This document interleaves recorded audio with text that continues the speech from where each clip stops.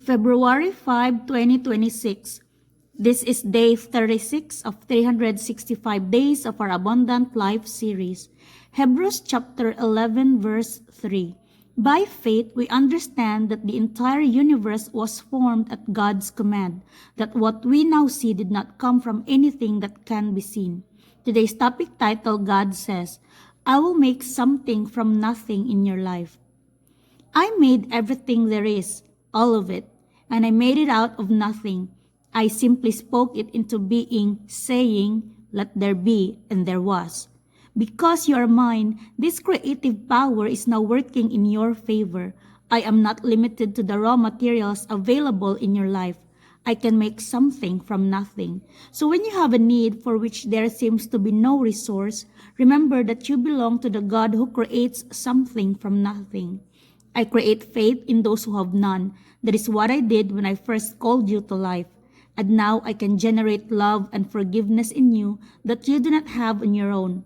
I can create hope when nothing in your circumstances would justify such confident expectation. I can speak into the emptiness in your life and fill it with purpose and meaning. For today's reflection, it talks about we as believers, we have this understanding that everything, the universe was created by God's command out of nothing rather than from pre-existing material, mga ano-anong mga science explanation dyan, ganyan, no? So, kahit anong gawin ni Charles Darwin, hindi niya ako makukumbinsi sa kanyang theory of evolution. Bahala siya, no? Gusto niya maniwala, galing kayo sa unggoy, bahala kayo. Anyways, kidding aside, no? So we as believers, we understand that the universe is created by God's command out of nothing. So, it's ano kasi, yung science kasi, as sabi nga ni Einstein, di ba? Yes, it's possible. Science can scientifically describe mga kung ano-anong mga topic. Like, for example, yun nga ang theory of evolution, di ba? So, it's possible na yung science, they would really dig deeper, anong mga particles, anong mga DNA dyan, mga ganyan. But in the end, it's all, it won't make sense pa din kung saan galing din talaga yung pinaka-root ganyan. So, it's, in the end, it's up to us how we make meaning out of it. And we as believers, we accept this spiritual, divine reality behind physical world. Hindi tayo mag-focus lang sa yung mga physical world, mga scientifical na explanation, mga ganyan, no?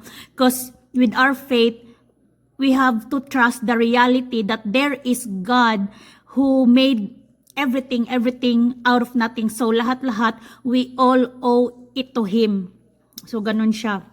And somehow parang relate ko siya, guys. So sa salida, sa movie na Avatar ba, yung alam niyo yung sa Avatar, it's just a fantasy, ha, it's just a fantasy movie, pero how you interpret kasi the movie, pero para sa akin ba, pagka-interpret ko sa yung Ewa, di ba yung Ewa is, they can't explain yung mga tao na, parang ang villain kasi din, yung mga tao na galing Earth na pumunta doon sa mundo ng mga Avatar ba din.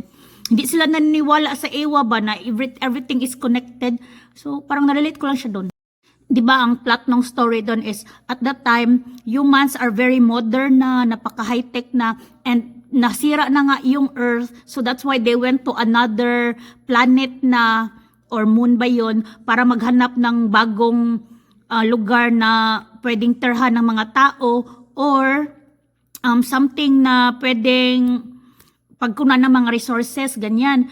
Then, hindi sila naniniwala dun sa mga Navi about Ewa. Hindi sila naniniwala na there is something very powerful behind ba na dapat i-respect mo to also para in the end, i-take care din yung Mother Nature, mga ganyan. Hindi naniniwala yung mga tao. So, parang marelate ko siya sa ganyan ba? Ganyan din ang parang nangyayari ngayon sa panahon natin ngayon, no? It's because we became so very scientific, mga technology, mga ganyan.